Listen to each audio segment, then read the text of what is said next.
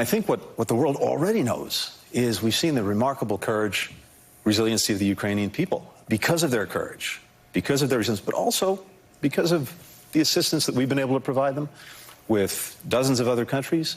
They've not only held their ground, they've been pushing the Russians back. And what I think we can say with a lot of certainty and conviction is that a sovereign, independent Ukraine is going to be around a lot longer than Vladimir Putin's on the scene. The Ukrainian effort to push back the Russians got a huge boost this weekend when President Biden signed the new $40 billion military and humanitarian aid package. It comes as Russia continues its assault in eastern Ukraine and claimed victory in that long battle for control of a steel plant in Mariupol. Ukrainian President Volodymyr Zelensky says the extra assistance is needed more than ever.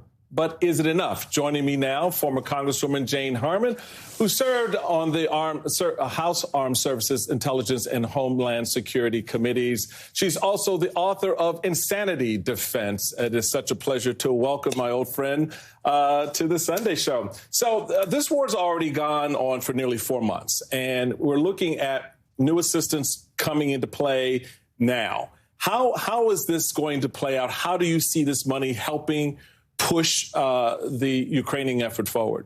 Well, good on Congress for doing this Right. on a bipartisan basis with only 11 votes no in the Senate. That's amazing. So let's celebrate Congress for the next 1 minute.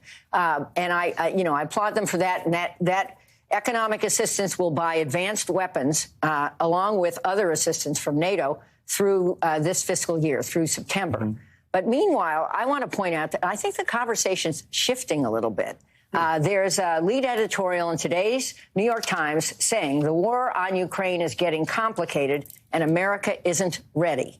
Now, what does that mean? It means that we are now talking about strategic defeat of Russia. That's what our ambassador to NATO said yesterday. And Zelensky, celebrating his third year after being inaugurated as president, was talking about how this will end in diplomacy. So it's up to Ukraine to call the end, but it is a little different conversation. And maybe the point is that Russia is 11 time zones, has nuclear weapons, right, and we better be thinking forward about not only Russia, but the threat of China. And on that point, let's applaud President Biden for going to Asia, first trip there, and rallying countries that are in our in our zone of friends, economically and in terms of discussing defense. So Ukraine's president says whatever happens on the battlefield, the real resolution, talking about that complication that you mentioned, will happen at the negotiating table. That seems to be where the complication is. Here's what he had to say in a television appearance on Saturday. And now it is a hybrid. That is why the war is so difficult. And the victory will be very difficult. It will be bloody. It will be in battle. But the end will definitely be in diplomacy. Right. You think he's right? Yes, I think he's right. I mean, again, it's Ukraine's call. And the West is united. Mm-hmm. I think Russia did not predict how strong the Ukrainian heart is. It's stronger than a tank or an airplane or a naval vessel. But they also didn't predict that not only would NATO rally together, but that NATO would now move to add 2 more members in a very strategic part of Europe because they border the Arctic, where Russia has been playing or trying to play. And so I think Russia's in a weaker position, and this is strategic defeat already. I mean, declaring victory over a steel plant in Mariupol is almost laughable. Right. Almost laughable after 3 months of bombing it. But on the other hand, thinking forward, President Biden, just thinking about him as a global leader, has to deal with inflation at home. There's enormous food insecurity in the world, and a lot of countries are going to be in dire straits, and our leadership is needed there, too. And it's a good thing for him finally to be focused on what is America's global role going forward. My book makes the point that we haven't had a strategy for that since the Cold War ended, and we've paid a huge price over 4.5 presidencies. Well, that strategy is really changing quite a bit now, because when you stop and look at the fact that Sweden and Finland are saying, hey, me too, we want to join, we want to play with everybody in NATO. Turkey's out there saying, wait, not so fast. First off, what's their problem?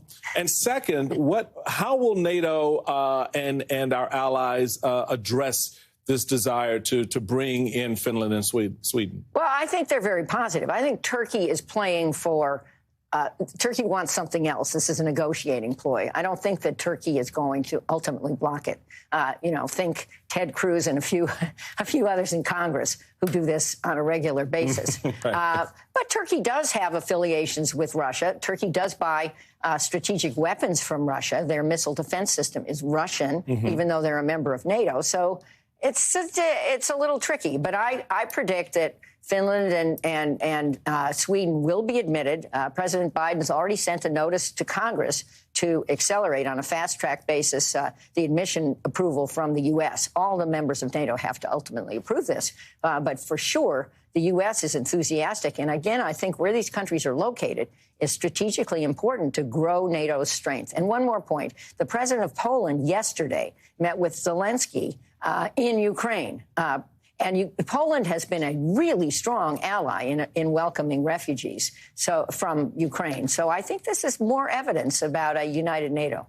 So I want to jump a little bit ahead and bring it back home here to domestic politics, because you know a little bit of something about domestic politics, having run for Congress. The Republican Senate primary in Pennsylvania between Dr. Oz and David McCormick is too close to call. Everyone's all at Twitter about that and all just kind of figuring out what they're going to do there. What's your take of that race and the potential opportunities there? Michael, we've known each other since before either of us was in politics. So let's admit that for the record. Right.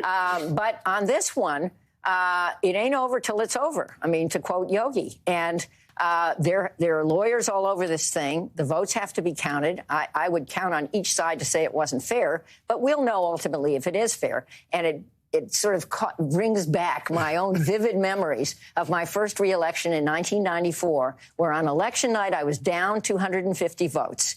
And then the late absentee votes, 10,000 of them, I know it's smaller than Pennsylvania, were counted, and with lawyers observing, and I won by 811 votes out of 225,000. And then my opponent, who'd already flown to Washington and declared that she was running for freshman class president on the Republican side, challenged my race for another 9 months after the Federal Contest of Elections Act, and I still won. But the point is, it's a long slog, and that's our democracy. I think all the votes should be counted, and the winner will be the winner of the primary. And then it's the general and then it's election. a whole other game when we get to the to the general. Representative Jane Harman, thank you so much for coming in this morning. It's great to be on with you. Coming up in the next hour, what more should Republicans be doing to stamp out white supremacist violence among their constituents? 2 former Republicans and a GOP congressman weigh in. Plus, more on the 9 hours of virtual testimony Donald Trump's personal lawyer, Rudy Giuliani, gave the Select Committee on Friday. And what the market insanity, is all about this week. What's it signaling? What's the health of our economy? Stay with us. Much more on The Sunday Show coming up.